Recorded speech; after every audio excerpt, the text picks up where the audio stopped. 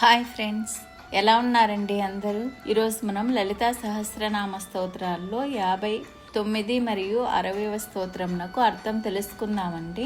ఓం శ్రీ గణేశాయ నమః. ఓం శ్రీమాత్రే నమః. మను విద్యాచంద్ర విద్యాచంద్రమండల మధ్యగా చారు రూపాచారు హాసాచారు చంద్రకళాధర.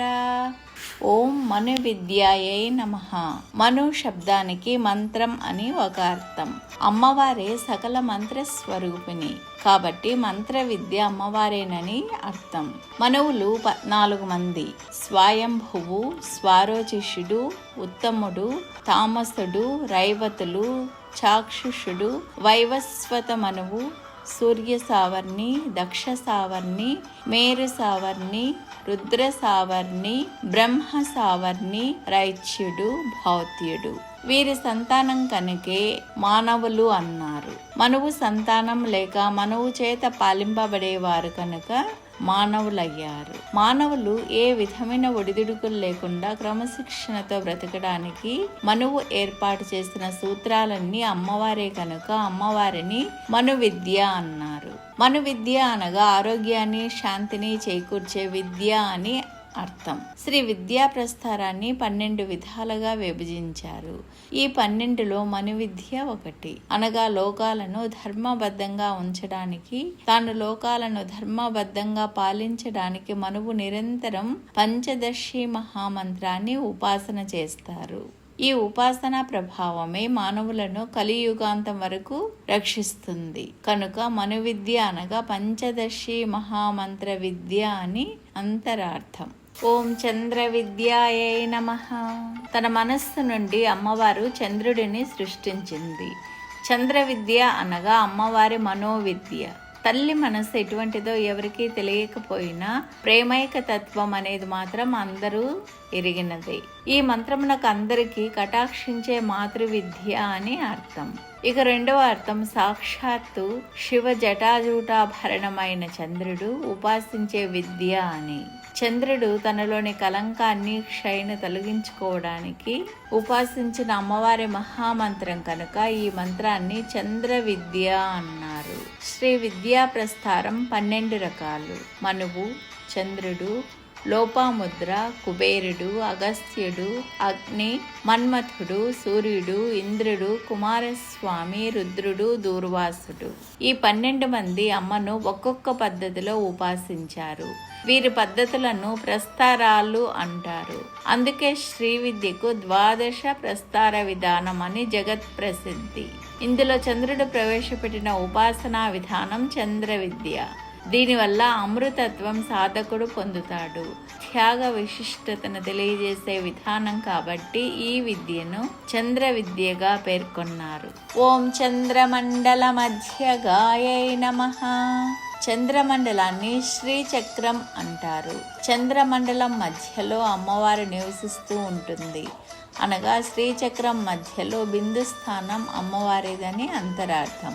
చంద్రుడు మనస్సును నడిపేవాడు, చల్లనివాడు.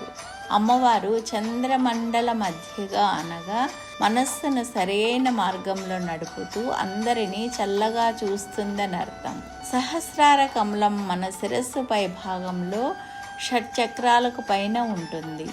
ఆ సహస్రార కమలంలోని కర్ణిక అనగా తామర పువ్వు మధ్యలోని దుద్దు అమ్మవారి నివాస స్థానం. అక్కడి నుండి అమృతాన్ని అమ్మవారి స్రవిస్తుంటుంది.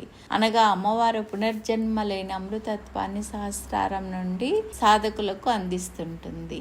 అటువంటి స్థితిలో ఉండే అమ్మవారి దివ్య రూపాన్ని చంద్రమండల మధ్యగా అంటారని మంత్రశాస్త్రం చెబుతోంది. ఎప్పటికీ తరగని ఐశ్వర్యం, ఆనందం, అందరినీ తన వారిగా భావించే మనఃప్రవృత్తులు చంద్రమండలాలు. వీని మధ్యలో అమ్మవారు ఉంటుంది. అనగా అమ్మవారు ఐశ్వర్య స్వరూపిణి, ఆనంద స్వరూపిణి, సర్వప్రాణం స్వరూపిణి. చిన్న చీమ మొదలుకొని బ్రహ్మాండం వరకు అంతా అమ్మవారే. పాలించేది ఆమె, పాలింపబడేది ఆమె. వస్తువుల వల్ల, ఉపాసన వల్ల, అనుభూతి వల్ల కలిగే ఆనందం అమ్మవారే. ఓం చారు రూపాయై నమః. చారు అనగా అందం, అమ్మవారు అందంగా ఉంటుంది. అది అపూర్వ లావణ్యం, అనన్య సౌందర్యం. అందువల్ల అమ్మవారిని చారు రూప అన్నారు. ఈ ప్రపంచంలోని అందమంతా ఒక కుప్పగా చేసి దానికి ఆకారం కల్పిస్తే వచ్చే పరమ సౌందర్యం అమ్మవారి కాలిగోటికి సాటి రాలేదట. ఎందుకంటే అమ్మది అలౌకిక సౌందర్యం. లౌకిక సౌందర్యం అలౌకిక సౌందర్యానికి ఏ విధంగానూ సరితూగదు. కనుక చారు రూప. అమ్మవారి సౌందర్యాన్ని గురించి దేవి భాగవతం 3వ స్కంధం 12వ స్కంధం కొంతమేరకు వివరించింది. ఎర్రని చీర ధరించి ఎర్రని గంధం పూసుకుని కోటాను కోట్ల మెరుపు తీగల కాంతిలో ఆ తల్లి మెరిసిపోతూ ఉంటుంది. ఆ తల్లి కళ్ళు ఎర్ర తామర పూరేకుల వలె ఉన్నాయి. ముఖం అందాల చందమామకే అసూయ కలిగేలా ఉంటుందట. ఎర్రని దానిమ్మ గింజల వంటి పళ్ళు, కోటి మహాలక్ష్ముల కంటే ఆ తల్లి కాంతి అధికం. సూర్యబింబాన్ని తిరస్కరించే కాంతి. నవ యౌవనవతి, సర్వ శృంగార వేషంతో చిరునవ్వుతో ప్రకాశిస్తున్న ముఖంతో దర్శనమిస్తూ ఉంటుంది. నవరసాలు ఆ తల్లి రూపంలో ఉన్నాయి. సమున్నత వక్షస్థలంతో వివిధ మణి ఖచ్చిత సువర్ణ ఆభరణాలతో నవరత్న ఖచ్చిత కిరీటంతో అలరారే శ్రీదేవి సౌందర్యం నిరుపమానం. అనన్వయాలంకారం అంటే దానికి ఉదాహరణగా అమ్మను చూపించాలి.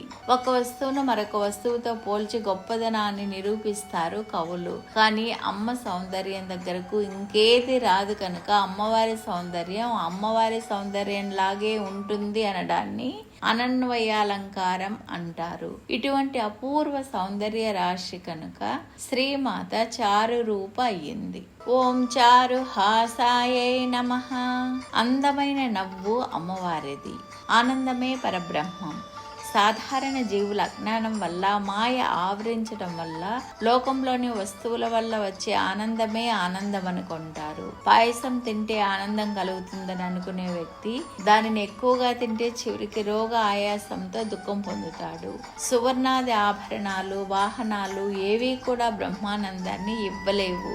భగవత్ సంబంధమైన జ్ఞానమే ఆనందదాయకం. ఆ ఆనందం గ్రహించిన వాడి ముఖంలో ఎప్పుడు నవ్వు తొనికిసలాడుతూ ఉంటుంది. అందుకే శ్రీకృష్ణుడు ఒక సద్గురువును ఆశ్రయించమని, సద్గురువు ద్వారా మంత్రోపదేశం పొంది ఆ మంత్రానుష్ఠానం చేయడం వల్ల బ్రహ్మానందం కలుగుతుందని, ఆ ఆనందాన్ని అనుభవించే వారి ముఖంలో ఎప్పుడూ నవ్వు కనిపిస్తుందని, వాడిపోయిన ముఖం ఉండదని అన్నారు.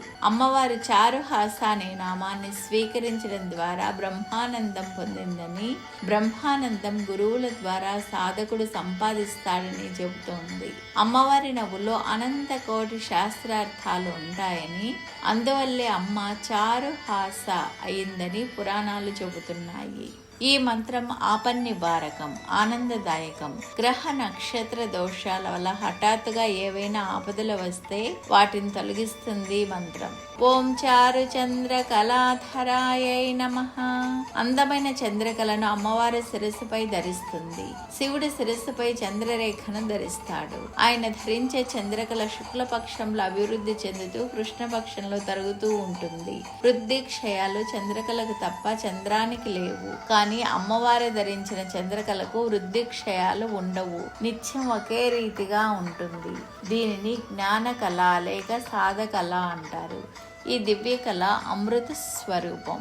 ఈ చంద్రకళ శిరస్సుపై ధరించే శ్రీమాత మాత్రమే పునర్జన్మ లేని శాశ్వత వైకల్యం అందిస్తుందని పురాణోక్తి.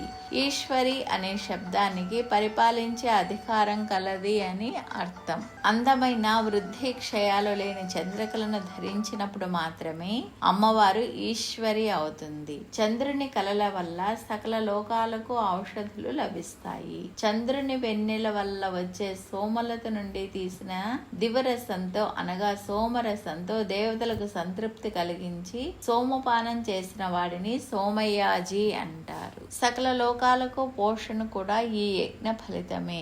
ఈ యజ్ఞాధిష్టాన దేవతగా ఉండే అమ్మవారు చంద్రకళాధర.